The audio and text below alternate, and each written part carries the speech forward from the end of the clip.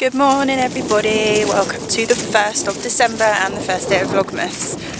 So the overriding feeling from my followers was that yes, you wanted me to do Vlogmas, so here we are. So it is 1st of December and I have not opened my advent calendar because it's at home and I'm house sitting this weekend and I didn't bring it with me, which is a bit rubbish, so I'll have to have that later. But I'm just out walking this little one at the moment for his owners. I've already done the ponies and his owners are actually coming back this morning, so I'm off to my best friend Danny's house and we're going to have what we call fake Christmas, which is Christmas Day but not on Christmas Day. So we have Christmas dinner, we have movies, we wear pyjamas all day and we eat a lot of food. That's about it really. So I'm quite excited for that. If you watched Vlogmas last year, I think I vlogged that day last year. But I'm not going to vlog it today, I'm just going to chill today. So I thought I'd just have a little chat with you as I walk the doggy this morning. So the thing I wanted to talk to you about today is how, as an equestrian, I survive winter. And I get a lot of people say, and you probably get it as well if you have a horse, like, oh, do you still have to do your horse even on Christmas Day? And what if the weather's really bad? Do you still have to go? Yeah, we do. Oh, we do. So how do we survive it? And how do I survive it being a professional as well within the equestrian world? You know, it's not just a case of going and turning the horses out for me, it is then having a full day outside working with horses, teaching people. I've got something stuck in my tooth. It's really annoying. So yeah, how do I survive? So I'm going to give you my top tips for surviving the winter as a horse person.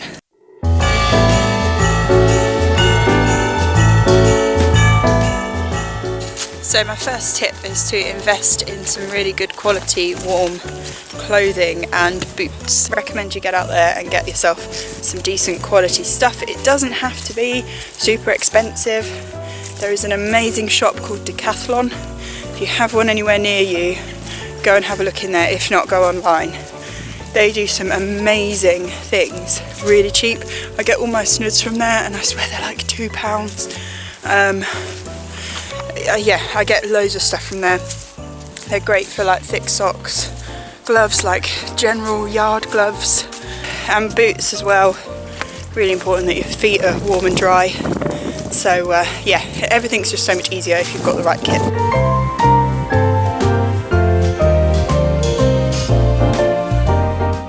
My next top tip is having a winter survival kit ready for your horse from October time. I appreciate this is a little bit late to probably put this video out because you probably would have done all this already, but anyway, for next year.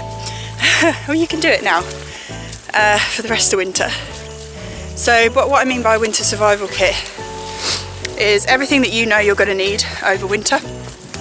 So I tend to go out and buy all my feed before winter starts so that I've got it all there. I know my horse is fed more through the winter. You know, might not have as much time to get down to the feed shops as I do in the summer. So yeah, I tend to go out and sort of bulk buy everything and have it all ready to go. I also have my first aid kit, make sure that's really well stocked. We know that in the winter we're more likely to get things like mud fever, abscesses, all that sort of lovely stuff. So I've got all my kit ready to go for that. I've got plenty of towels in my kit. Everything is kind of there, set, ready to go. Each person's kit is going to be different to the others because everyone's routine is different and everyone's horse is different. But I recommend that you get that sorted.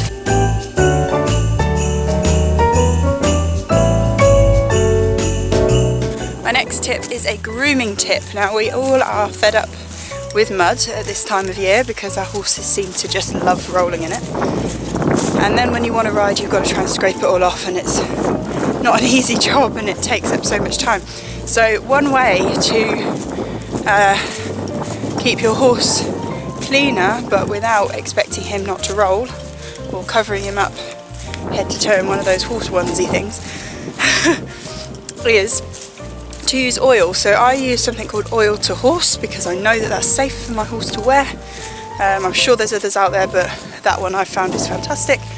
Use a little bit of oil, pop it on a body brush or on a microfiber towel and just sweep it all over my horse on the areas that I need to keep mud free, or all over my horse sometimes.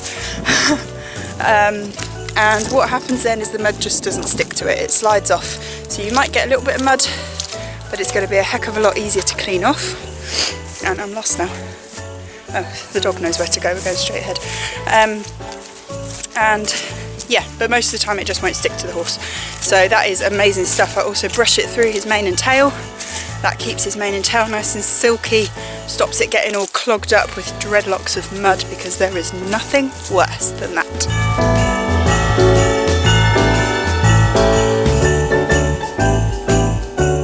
My final tip for you guys is all about motivation in the winter, because it is the hardest time of the year to feel motivated to get out there and do something with your horse.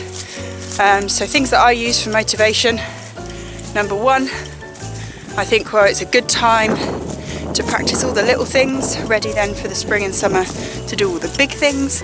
So I might do a lot of basic handling stuff, make sure that my horse is really good in the stable, make sure their foot handling skills are good. Any sort of preparation I need to do for the vet, for the farrier, for the dentist, I do all that in the winter, because I can do all that in the stable, so that's nice and easy. But also, I mean, I'm lucky that we've got an arena, so I can still get the horses out and doing something in there, even if it's really wet and muddy everywhere else. But if you haven't, you can actually do a heck of a lot of things in the stable. If you look back to last year's Vlogmas, there is a video, I can't remember what it's called, it's something like things to do in the stable, exercises to do in the stable or in a small space or something like that. And I've got loads of different things that you can do with your horse in a small space, so if you are limited, go and check that out. And yeah, there's loads of different ideas of what you can do. The other thing I use for motivation in the winter is I always think, well, my horse is spending a heck of a lot more time in the stable, so he needs to get out and stretch his legs. So even if all I'm doing is taking him for a walk and just letting him see the world a bit, then that's what we'll do, and I'm happy. I don't tend to worry too much through the winter about making a ton of progress. The progress we make is the progress we make. I try and use spring and summer for most of that because I've got more time, it's lighter, the weather's better, the ground's good. In the winter it's just about keeping them ticking over. The other thing that I will do through the winter is get my horsemanship up to scratch. So I will be reading books, watching DVDs, watching videos, talking to different people, trying to just gain more knowledge, so that then I can put it to use in the spring and summer. So there's always something you can do. It doesn't have to be about getting out there and riding your horse every day.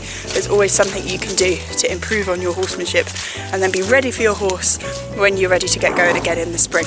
I hope that's helped you all. I hope maybe you probably do some of that already, but if there's just one thing out of that you go, oh, that's a really good idea, I'm going to use that, and go for it. I've probably got more things that I do as well, so there might be another one of these at some point during Vlogmas. But other than that, that is the end of today's video. So tomorrow is Monday. You'll be seeing this on Monday though, because what I'm going to do this year is upload the following day, because it just gives me a little bit more time to edit and upload. So you'll be seeing this tomorrow, which is Monday. I will be filming tomorrow, which you will then see on Tuesday. So tomorrow, I'm not sure what Vlogmas is going to be about tomorrow. We'll see. It might be a bit of a yard thing. We'll see what happens. But anyway, I will see you then, and I hope you have a wonderful first day of December.